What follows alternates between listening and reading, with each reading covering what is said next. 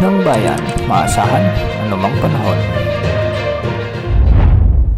Magandang oras po sa ating lahat. Narito ang update sa lagay ng panahon ngayon at sa susunod na 24 oras. Sa kasalukuyan ay umiiral muli ang southwest monsoon o habagat na siyang makakaapekto sa kanlurang bahagi ng Southern Luzon, Visayas at Mindanao.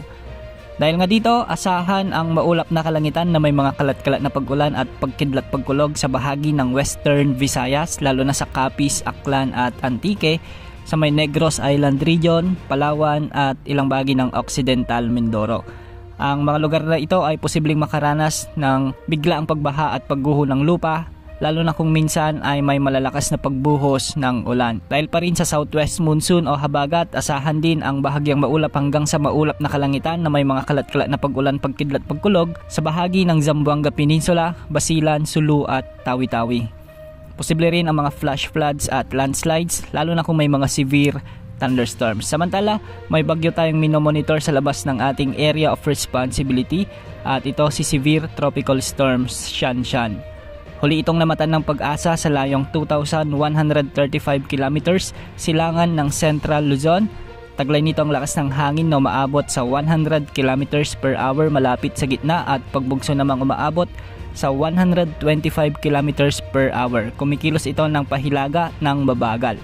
Wala naman itong direktang impact sa ating bansa, kaya asahan pa rin ang magandang panahon sa maraming lugar sa bansa hanggang sa mga susunod na araw. Samantala sa Metro Manila at sa natitirang bahagi ng ating bansa ay asahan naman ang bahagyang maulap hanggang sa maulap na kalangitan na may mga kalat-kalat na pagbuhos ng ulan dahil naman sa mga localized thunderstorms. At sa ngayon nga, asahan ang mga kalat-kalat na pag-ulan dahil sa localized thunderstorms sa malaking bahagi ng Ilocos Region, Cordillera Administrative Region at Cagayan Valley.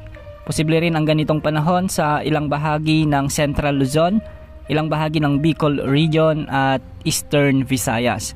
Dahil pa rin sa mga localized thunderstorms, asahan ang maulap na kalangitan at minsay malalakas na pagbuhos ng ulan sa Zamboanga Peninsula, Sulu Archipelago at Northern Mindanao. May mga pag-ulan din, dulot pa rin ng localized thunderstorms sa may Sorsogon at ilang bahagi ng Davao Region. Sa ngayon, wala naman tayong namomonitor na bagong potensyal na bagyo na makaapekto sa ating bansa hanggang sa susunod na 3 hanggang 5 araw at wala ring nakataas na gale warning sa mga karagatang sakop ng ating bansa.